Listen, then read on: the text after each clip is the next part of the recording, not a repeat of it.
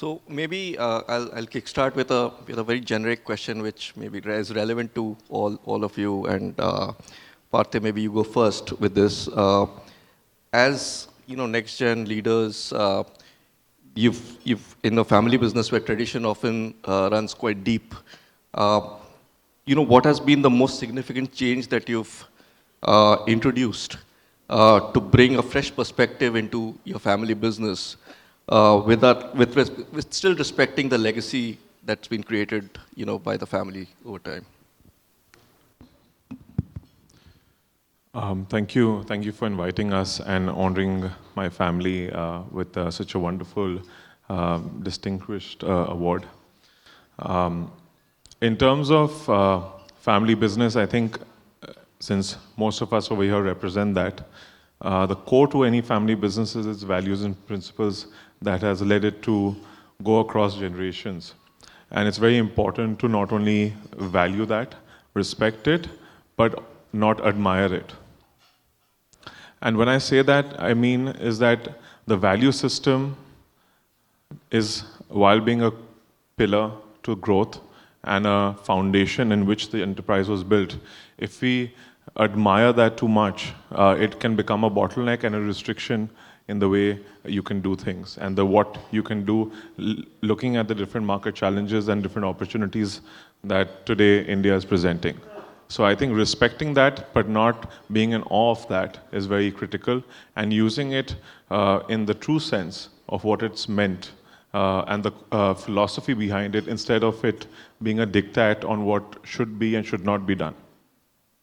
Great. And any specific instance that you can think of in terms of, you'll have, real estate, hospitality, there are a lot of sectors, so anything that, So I think my family traditionally has been in many different businesses across different decades. And one of the things that was very particular about my family was that we wanted to be a very private company, always. Do something that we are happy with, we are well resourced with, but taking the values of the family and ensuring that every employee of the company, every team member of the company has an opportunity to grow. It's important that a certain level of professionalization is incorporated to it, because that not only allows you to free up time to think more strategically, but also gives more, because we are into 3-4 different businesses, it gives more might and more support and execution capabilities to each of those businesses. So I think the mindset shift from being a business that we want to control and own to being a business that we want to own is a shift that we tried doing, where we created professional teams to not only take charge, but execute better, execute more, and grow more in each of the sectors that we were doing business in. Thanks.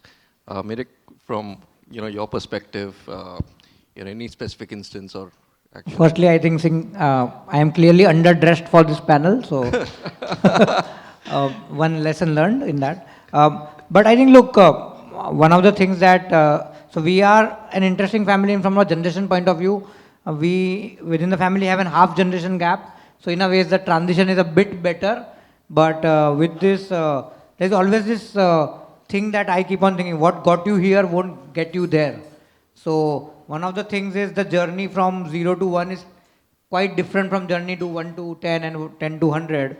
And I think I echo a lot of the points that was mentioned, that how do you evolve yourself continuously to the market conditions. I think for us, a couple of instances that we had to take critical calls on was professionalization, right? How do you professionalize the company? And it is very easy to say that, look, just get a CEO. But I think to build the company so that a CEO can take the responsibility well is a complex challenge. And it's not a quick switch that you can really touch on. It takes minimum 5-7 years from a company which is sort of built ground up to be a company which can be sort of run professionally. I think the thing also that we are realizing, because our CEO at Aarti Industries just came in last year, is how do you balance the entrepreneurial spirit of the promoters? Because fundamentally, the risk-taking ability of the promoters will be always higher versus any professionals. But how do you manage that balance, that the risk-taking ability of the company is still there, but the processes and the systems and the slightly disciplined nature of professionally managed company is also maintained. So that's sort of the thing.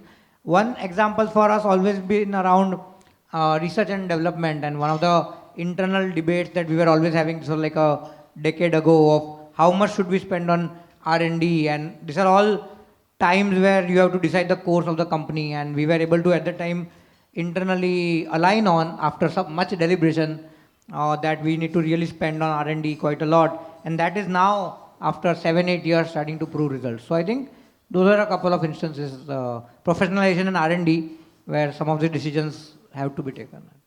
Yeah, thanks, Mirik. Krishna, your thoughts on the question? Thank you so much, Adrish.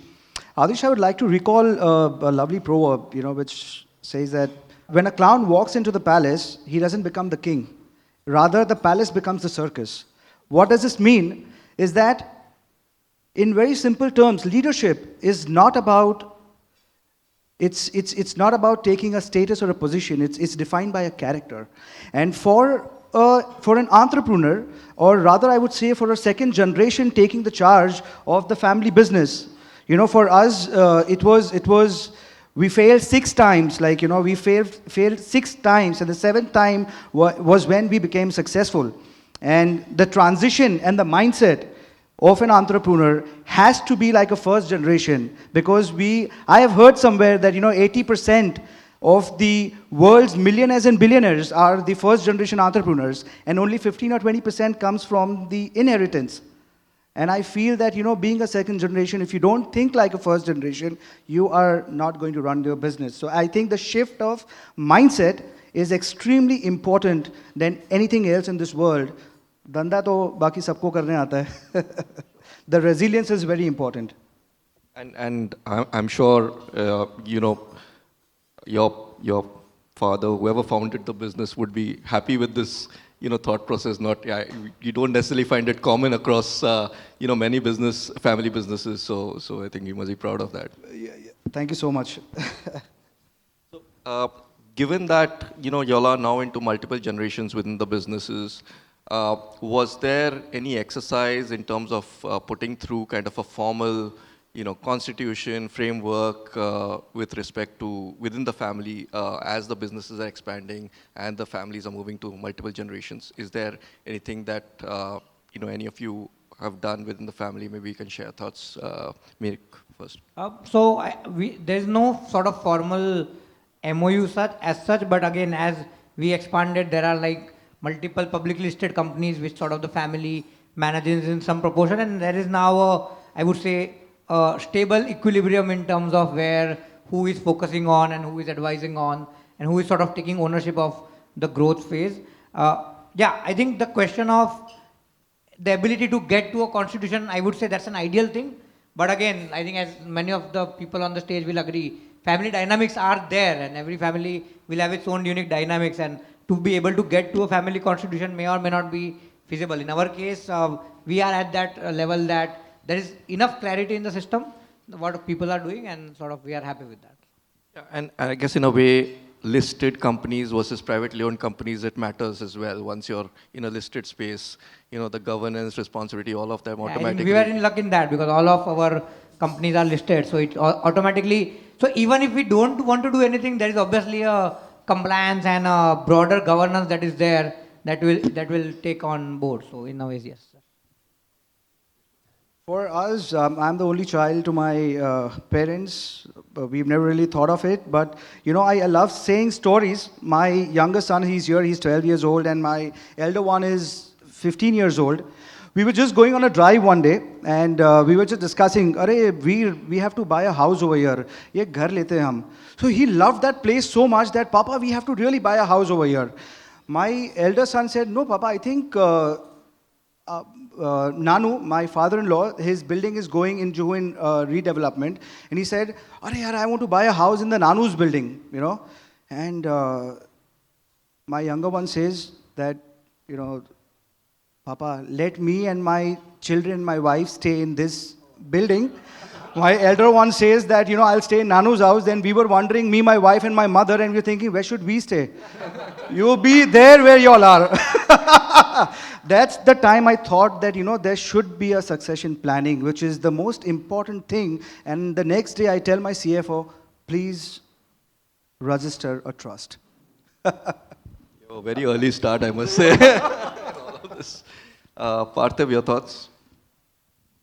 I personally follow a simple philosophy. In my family business, I chose the business that my father was least interested in, and very deliberately. And I think it's done a world of good to me and to him combined. And I think that is important, getting a little space. Fortunately, we've been fortunate to have 3 distinct verticals: real estate, healthcare, and hospitality. I look into the healthcare business. And my father's least interested in that. In fact, I need to tell him that you need to be more interested and be involved in the business. So we don't have a family constitution, but I think soon, if I have to get involved in other businesses, the lesser he is involved, the more I'll get involved, I guess. Nice. Continuing with your family and the multiple businesses that your family runs, and there's a lot of meaningful impact as a family that you always want to create, Kolkata and beyond. How are you, with the multiple businesses that you have, how are you looking to create impact to the society? I think there are a couple of things. As a family and across generations, we've always believed in doing well by doing good. And I think that's one of the core philosophies behind any decision we make, and that's the moral pillar. And my father is at the helm of that moral pillar. So whenever there are tricky and important decisions to make, I always go to him to get a moral check on where we stand in terms of doing well by doing good. And oftentimes, and more often than not in our case, we have done good but not done well. And I think that has been something which has been consistent with our family, and hence we've been fortunate enough to get a lot of trust within the 3 sectors that we operate. The second theme that has been very important for my family is being very Indian in its business. 100% of our investments are in India. We invest in very high capital investment projects, hotels, hospitals, real estate, residential malls. It leads to infrastructure growth for the country. We employ a lot of people. It creates employment in the economy, builds communities, builds livelihood. And we spend every dollar or rupee, beg my pardon, in this part of the country. And I think for us, doing any business means towards developing the Indian economy and contributing towards that in some way or the other, whether it's in infrastructure, employment, economic output, creating new opportunities for business growth. And I think that's been the 2 core principles: doing well by doing good and being very Indian with respect to our business. Great. Mirik, I think you've been a strong advocate of sustainability, and can you maybe share some specific measures that at a group level, at a company level, that you'll take to, bring that into life? Sure. So I think, look, it's a personal sort of passion for me around climate change and sustainability. And coming from the chemical sector, it's sort of one of the sectors where we use a lot of coal and other energy sources for our energy requirement, which is quite high. So it makes natural sense for us to really focus on some of these factors. So again, we are part of the science-based target initiatives, which is a globally recognized forum of how do you track down in terms of reduction of your emissions. I think there is another role for a company to play. It's not only just curbing your own carbon emissions or own resource mapping. One of the things that we are very clear is how do you ensure the strengths of the company that you have. Like in our case, we are into the chemical space. The strength of us is chemistry. Now, how do you take that strength and create again a positive outcome in the sustainability space? So in that regard, we recently did a joint venture with a company called Resustainability, which is one of India's largest waste management company, to set up a chemical recycling project. And then eventually the aim is that all this waste that is generated and the plastic waste, we are able to recycle it back into the system and almost create a closed loop. So the idea is not only just looking inwards in terms of cleaning up some of your own challenges, but how do you use the strength of the knowledge within the company to create these partnerships across different verticals and collaborate and then create sort of second order impact as well. So those are the two areas that we are sort of working on. And was there a widespread support of this passion that you have personally across the organization? Look, I think one, and this is a clear thing that it was always there in my mind. One is the passion as an individual. Now, when you are part of a large company and a publicly listed company, you should do when it makes logical sense. The fact is, because we are quite aware of what is going on in the world of technology, we can be early adopters to some of these things. But as a corporate, we will only scale them up to the level when it just makes basic economic sense. Like, we are not going into chemical recycling just for the sake of sustainability. We genuinely believe it can be a value creating business for the organizations. We are just able to tap onto those opportunities because we are more aware of some of those trends that are going on. And we definitely believe that the two mega trends in the world are actually climate change and AI.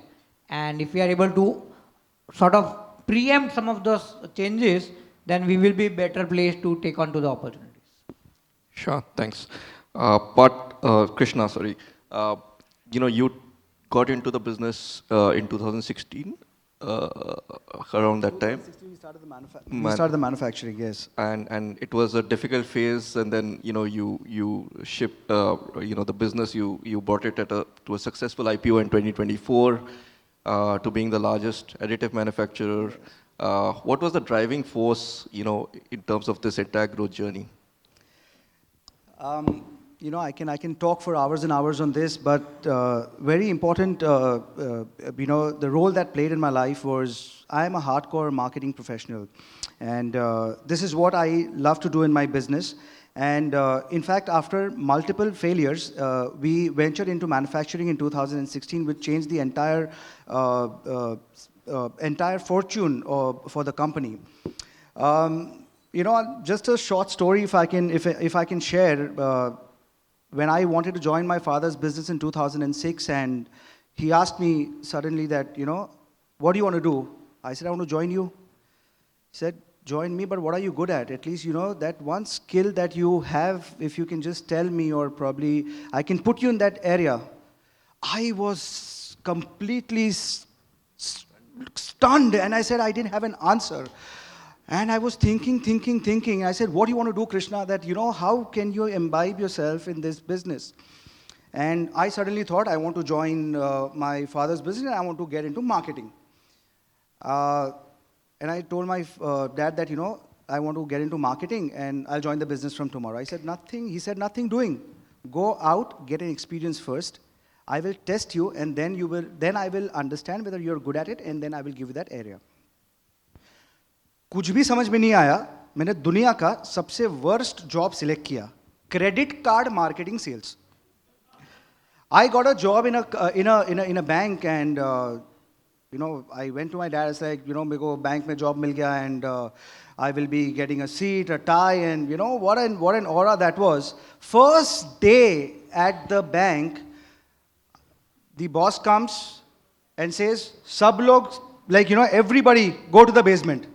And there were 100 salesmen, and I was stunned, and I said, I don't think so, there's a space for me. And the induction was, you have to sell, every salesman has to sell 150 cards, go to the market, and just start selling. That's it. And I was very smart, and I went to the boss, and I asked him that, please आप मेरे को बता सकते हैं मेरा area कौन सा है? बोलते पूरा मुंबई तेरा है बेटा. जिधर बेच सकता है जाके बेच. For 15 days, I was completely roaming around on the streets of Mumbai, petrol pump, everywhere. I couldn't sell a single card.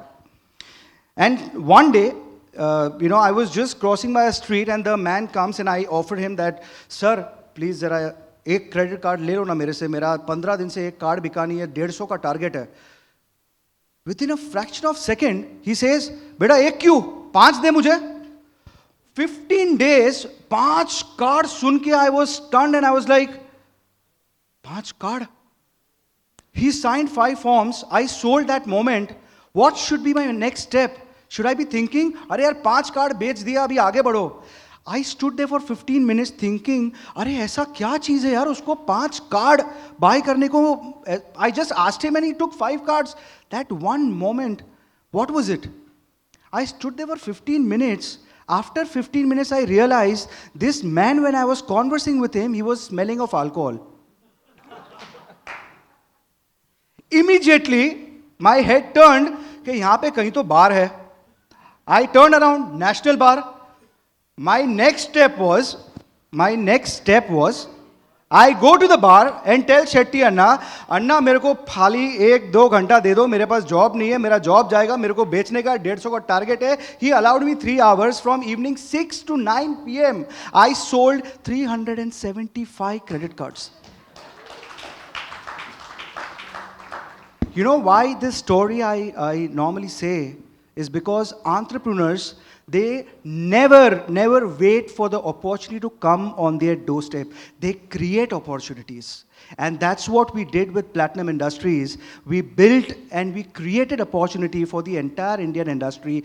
We made our mark for ourselves in this country as well as globally. So I think that one moment to change the fortune for your own self, for the company, for the industry, for the country, I think that one moment for any entrepreneur is very important. And that's what led me to change and become a manufacturing conglomerate from a loss-making trading company. Thank you. Yeah, that's a great story. So just a final round of question. You see a lot of new age startup companies, entrepreneurs coming up. Do you ever compare with, how would it be to, completely start afresh with a new business vis-a-vis, being part of a established family business and taking that forward? And in your mind, what are the kind of maybe unique challenges that, your existing businesses and building that to the next level would you face as compared to, let's say, a new age business, and maybe some examples around that? Sir I think ये entrepreneurs है ना, एक तो societal pressure से आधा दबा हुआ रहता है. धंधा तो उसको कोई सिखा नहीं सकता है. That's very simple. So societal pressure जो रहता है ना, that comparison between father and son, grandfather and grandson, the comparison between 2 industrialist, the comparison, that societal pressure से अगर आप बच गए तो I think that is something very unique. You can do it for yourself and that requires a lot of resilience. My father used to say, very, very simple thing. And integrity is who you are when no one is watching you. And I think that speaks a lot of things that requires to build values, resilience, perseverance, and for an entrepreneur, stubbornness, hum zid bolte hai, that is extremely important. Yeah. Any final comments from Parthiv? I think it's important to realize the privilege of being part of a family business. I have immense respect for entrepreneurs who have started their own business, and I think that magnitude of effort, conviction that they're able to achieve if successful is unmatched compared to growing existing business. However, it's different challenges.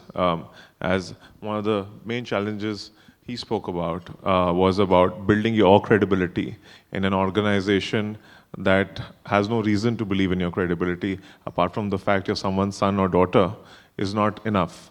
And I think that is the most important step for a next generation family entrepreneur to establish and establish fast, because that itself can be a make or break in his professional career. If he's not able to establish that well, that business is going to go down with him. So those who have been successful in continuing those journeys have been successful at delivering this. Great. So actually I started, after graduating from IIT, I started my own startup, and in a way did that journey for 2-3 years before realizing that it didn't work out in whatever sense. For me, the key realization was that I like Isaac Newton's quote, I can see farther because I stand on the shoulder of giants. So I think one of the aspects is the point that you need to build more is critical based on the foundation and the privilege that you are given. So how do you take something which is there and make it better rather than starting from scratch? Because the amount of effort that may take from starting from scratch, it may build your separate legacy as such, But I think the total output or net output to the society, if I were to say, is something that which is, there's a good foundation being built and you take it to the next level. So that's the philosophy in my mind at least that I use, that let me not start from scratch right now. A pretty good foundation is there, and how can you take it from say 1 to 10 or 10 to 100? Gentlemen, thank you for sharing your insights, and it's a pleasure talking to you.